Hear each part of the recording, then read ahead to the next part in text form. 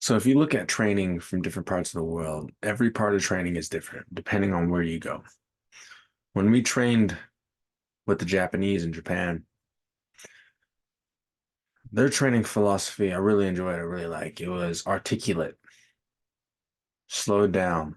The practices, at least, the training sessions were, all right, so we go in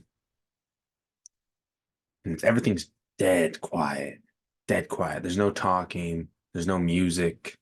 Everything's dead quiet. Not even conversations to the other wrestlers. It's super quiet in there. I don't know why. That's just maybe it's a cultural thing, but that's how it was. So our team shows up and we're training with them, and that's the first practice, right? At the start of it, dead quiet, nothing. And they're listening to the instructor, and we're doing stretches, static stretches, and then we start jogging slowly. And we're doing little warm-ups here and there. But you're already warmed up essentially because Japan is super humid. So you're draining lots of fluids and you're already warmed up partially because you're warm all day. It's so humid there that your body's just warm already. You don't come in cold or nothing. That's one aspect I also noticed. So they don't spend as much time on the warm up. We did a bunch of push-ups, Japanese dive bomber push-ups, which I thought were really cool. And then we do some cartwheels. One thing I noticed was they didn't have bottled water. They had other drinks that were bottled, but they didn't have any bottled water. I don't know why. In Europe, they only had bottled sparkling water. It's really tough to find regular bottled water. I don't know why. That's just a cultural thing, I guess. So here in America, we have bottled water everywhere. Smart water, this Fiji, right? Now over there, they had this, in Japan, they had this clear fluid, but it didn't taste nothing like water. It's sweet. So the practice, we get into the moves now. We're done with the warm up. And when you're training your moves, we're doing working in threes, two Japanese, one American. English speaker at least, and we're moving from team to team, working on techniques that the instructor would showed us. We all circled up, he showed his move, and then we dispersed, and we're doing that. And this thing started getting a little more loud because everyone's starting to talk now. Even though that we didn't speak Japanese, we spoke the common language of wrestling, and that is a common verity. You watch the small articulate movements. So we're doing this one move called the fireman's carry. And they're showing it a couple different ways. One where you post your leg out instead of collapsing to your hip. The American style, you stayed on both your hips and then you threw them, or both on both your knees instead of throwing them. We did a couple different variants and why. One was strength, one was speed. So you had different tools for fireman's carry. It was really cool being able to go on and digest that type of training with everyone, with the Japanese. And then they brought in, I don't know, it must be a lot bigger in their country, but they brought in huge wrestling names, guys who are really good from Japan, who are really good from Japan came in to train with us, tell us old lessons. It was funny. We had this wrestler, oh man, I forgot his name. It was a coach, a Japanese wrestler, and he brought in his coach, and his coach wrestled Dan Gable at the Olympics. Yeah, yeah, wrestled Dan Gable at the Olympics and only lost by 3 points, if I remember correctly. Right? Fast forward about 10, 15 years, that guy coached another Japanese gentleman who was the coach at that place, but he wrestled at the Olympics. And when he wrestled at the Olympics, he wrestled one of Dan Gable's proteges. Oh man, I still remember the match, but I don't remember who he wrestled. Oh man. And they're both pretty salty about it because they both lost to Dan Gable and the other guy. I don't know. It was just an interesting view how they had on it. They're still salty about it. And when they beat us in the duel, because I'm not gonna lie, I definitely fumbled the bag on that duel. I kind of got teched, fucked up. But after the coach came and gave a big speech, and it was everyone used to laugh at us. Not anymore. Because they beat the American national team, right? We're supposed to be really good, and they just crushed us. That duel, yeah, that was not cool. Yeah, I was sitting on the bus like, fuck. Oh man. I was because I could have beat the guy. It's just his day. He was on point that day. He just got me. Call him spiky haired kid. Don't even know his name, but yeah, he got me. I still have the pamphlet with his name in my chest. I have to go back and look. Yeah, that was a good time, man. Oh, that's crazy. Thing that was almost 10 years ago. Oh, but that was a good time. We were, yeah. And we had this back to the training method, right? So we'd do technique with them, and then we'd finish it off with some live wrestling. Not too much. They're very calm over there, extremely calm. So the next day we ran the practice, our coaches ran it, and that was 100% different. It was intense, push it, getting yelled at, push, push, everything's loud. It's not quiet at the beginning, it's loud. Coaches are yelling, we're moving, pushing, pushing, pushing. It's intense wrestling. And we're doing that the whole practice. We're doing our drills now, hard, heavy drills, heavy hands. We're fighting, doing this and that. And then we get into live wrestling. We do a lot of live wrestling, a lot of live wrestling, switching to people, switching, switching, switching. Yeah, that was dope. Yeah, very different practice methods. Very different thought too. Especially when we're dueling. The Japanese corner, I don't know, this might be worldwide, but they didn't say anything in their corners. They just watched their wrestlers. Where in our corner, our coaches are yelling at us, telling us to hit moves, what to do during the match, right? And you're listening to your coach thinking, all right, this is the opening he sees, so I should try it. But the Japanese, I don't know if, yeah, that must be a cultural thing. You think the saying was the nail that sticks out gets hammered down? I don't know, maybe that applies to their wrestling as well. But that was pretty dope. That was dope. That was a dope time. Oh man, that was a wild trip. I haven't seen some of those guys since that trip. But the Japanese training method I really like in terms of if I had to do a hybrid between all the countries I've trained at, everywhere I've been, I would take the articulate technique and thought process from the Japanese, the high intensity training from the Americans. I would take the Germans having a good time. Yeah, yo, I don't know. I don't know how to explain it. Their vibe in the wrestling room. I'll take definitely that from the Germans. Their vibe in the wrestling room. Bring that in because that'd be a solid. And how do you incorporate that? How do you build that? Well, obviously start the practice out quiet, do your technique, and then just get super heavy into volume of high intensity. I mean, I guess you could build a hybrid like that, but there's going to be a lot of small technical things that I would add in between that people wouldn't notice. I'm like, oh fuck, I remember that we did this with the Japanese. Oh, we did this with the Germans. I remember that. That was really cool. I really enjoyed that.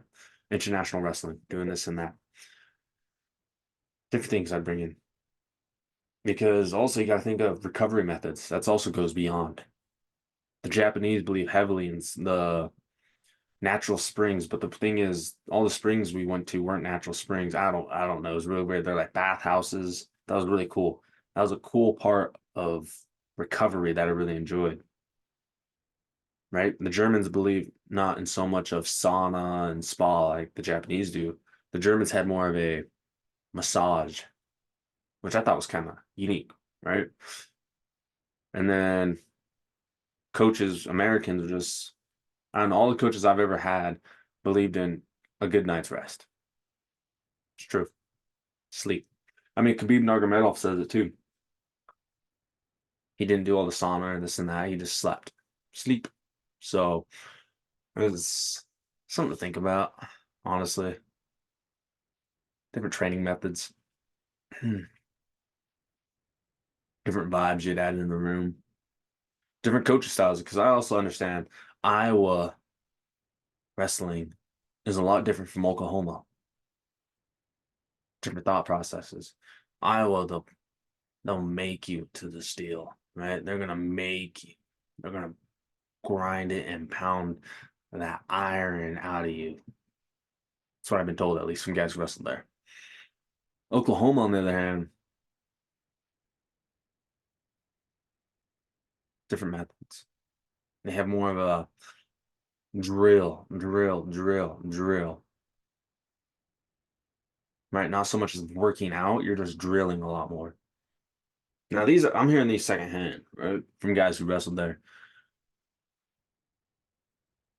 But if you had to build the ultimate training program, right? The ultimate atmosphere in a room, it goes down to the culture of that area. The culture of that area, the pond, what type of fish are in it to build it out. Goes back beyond what's just in the wrestling room, because then goes back to what's the culture around the people. What is the city like? What is the elevation of the city? Right? Are they getting altitude training in unknowingly because they just live there, or are they getting sea level? Right? You got all these factors starting to play in, thinking, okay, this is what I want. Is this state? Are they pro wrestling? Iowa, notorious for wrestling. The state is. Everyone loves Iowa wrestling. Right? That's a big factor. Texas, it's football.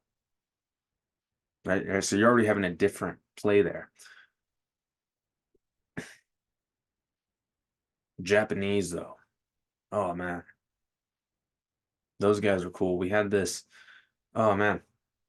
We had this coach named Mike. Dope dude. Love him. He was a Marine and he wrestled in the Marines. And he'd tell us all about his international wrestling stories. And that was pretty badass. Yeah. Yeah, that was dope. I really like Mike. Billings, runs a club in Billings, Montana. Dope dude. Knows a lot. Funny story. I never knew Mike until I met him as a coach. That to going on that trip, because Montana's pretty quiet or pretty small in terms of the wrestling community. You kind of know everyone who's who. Oh, that guy's a 4-time state champ. Oh, that guy's a really good coach. Oh, that guy coached the state team last year, right? So you kind of know. I didn't know Mike until that trip. And when I met Mike, he had he